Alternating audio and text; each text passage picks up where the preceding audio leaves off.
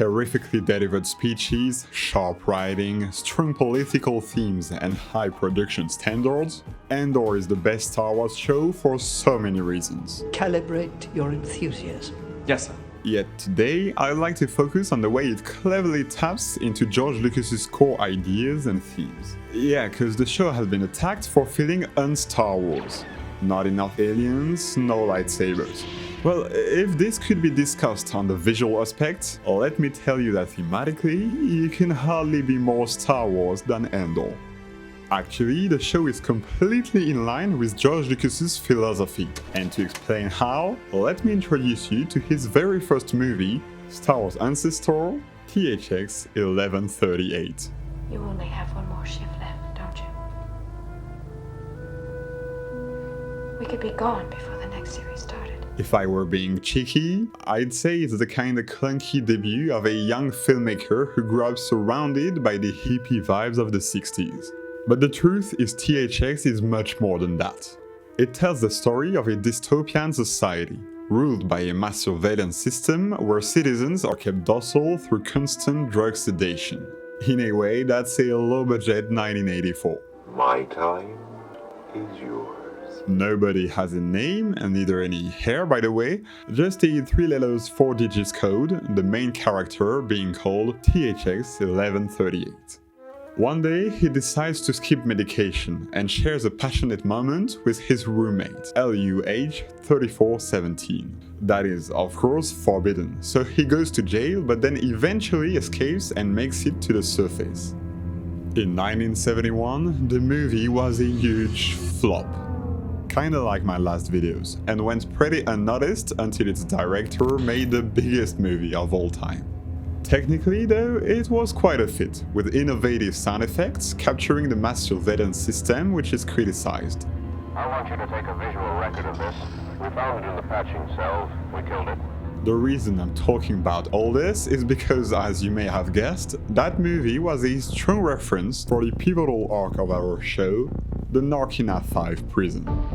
Cassian walks in as an individualist, endures the Imperial methods and gets out politicized and as a leader. The reference is first visual, like dazzling monochromatic sets, all-white identical uniforms for prisoners, and the guards both carrying electrical staffs and dressed in the same black and silver outfits. Even the punishment is similar. Quite a striking resemblance, right? But it doesn't stop there. THX as well works in a factory, assembling the very robots that will later persecute him. Thus, he shares the same dramatic irony as Cassian, who unknowingly helps building the Death Star that will one day kill him. Then there's this incident in which an entire crew is killed in an explosion, while in Andor a whole shift is fried to cover up an administrative error. Once he's detained, THX meets other inmates arguing about how they could run away. And when they escape, it is into the same kind of wild and chaotic crowd. And to finish with those hints, you got Dedra who's taking drugs to get rid of tiredness, and there's even an Easter egg with THX's lover's name. Listen up. I know, maybe I'm pushing a bit too far with this, but it shows that a special care has been given to study Lucas's early works. But if you dig deeper, the two are aligned on a symbolic level as well.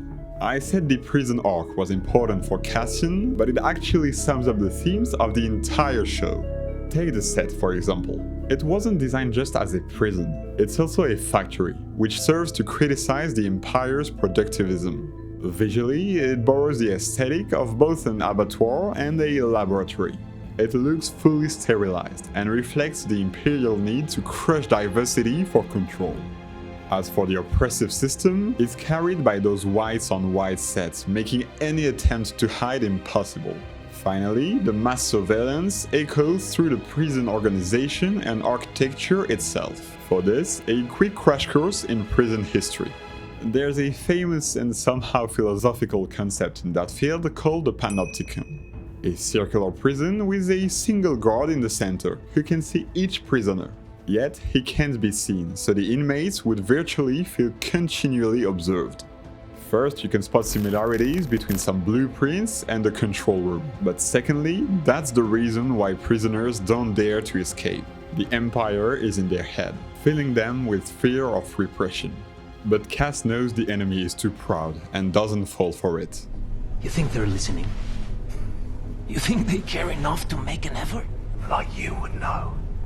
I know this. They don't need to care. All they need to do is turn this floor on twice a day and keep their numbers rolling. The message behind the sequence is just the one of THX. The strongest barriers keeping us from rebelling are often psychological. THX's Limbo is a prison without walls, and Narkina 5 is a prison with almost no guards, which means they are both open, if one is brave enough. But that's not simply the kind of when there's a will, there's a way moment, since Kino won't be able to make it. No, this is more a call to action against status quo and a push forward into whatever future lies ahead. THX will symbolically walk in the unknown, and Cassian towards freedom. In the end, they are both welcomed by nature, under the light of a sun or a moon.